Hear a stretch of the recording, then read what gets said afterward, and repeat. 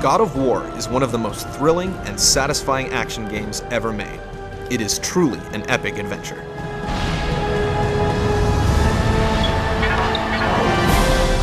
The fighting is fast and fun. Enemies range from bats and dogs to king-sized mythical monsters. You can gain experience and upgrade any weapon or power you choose. Your primary weapon, called the Blades of Chaos, is powerful at long and short range, which makes it easy to attack in all directions. Plus, the ability to block and dodge with the right analog stick helps to avoid devastating attacks. Finishing moves are another aspect of combat that can keep you from getting smothered. These vary from splitting guys in half to pinning down opponents and forcefully delivering the final blow. However, some of these moves automatically rotate your character, giving you the same angle every time, which loses its impact when you see it again and again. The more advanced finishing moves involve pressing random buttons when they're flashed on the screen, similar to Resident Evil 4. This makes the larger beast battles more dynamic because they enable you to perform sensational attacks specific to each monster. One of the first things you'll notice is that you have no control over the game's camera. This works because it helps the gameplay maintain a cinematic feel and keeps your perspective constantly fixed on the most important elements of the action. However, it makes it frustrating when you're trying to platform your way around. The camera will sometimes switch on you when you're not expecting it.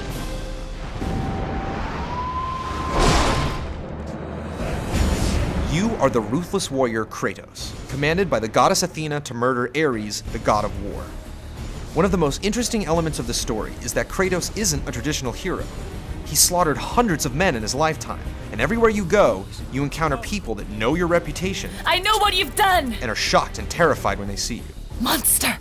Another compelling feature of the story is that mythical gods like Poseidon, Hades, and Zeus grant you powers and guide you through your quest, and the upgrades they give you tie into each god's mythology. The plot points are slowly and thoughtfully revealed, and there are plenty of unexpected twists and turns. The graphics in God of War are so sharp, I forgot I was playing a PS2. The rippling water, the crystal reflections, and the monstrous backgrounds are consistently jaw-dropping. The environments range from cramped ships and dungeons to enormous castles and landscapes. Most maps have a style and scope similar to Prince of Persia, but take less time and aggravation to navigate. The grand scope of the gameplay also applies to the puzzles, as finding the solution often involves operating heavy machinery or destroying huge artifacts. And in most combat zones, you're surrounded by armies fighting or buildings being destroyed in the foreground and background. The enemy and boss encounters are always random and sudden, but it'd be nice if there was a bit more diversity in the monsters you fight. They make the hack and slash aspect of the game repetitive at times.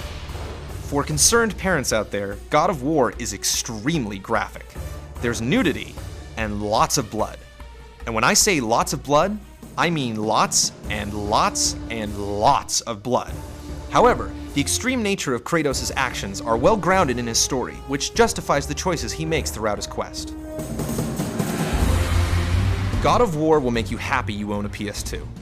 It has the look and feel of a real blockbuster from start to finish, and is a hard game to put down. With its epic story and scale, Athena's mighty challenge is one you'll be happy to accept.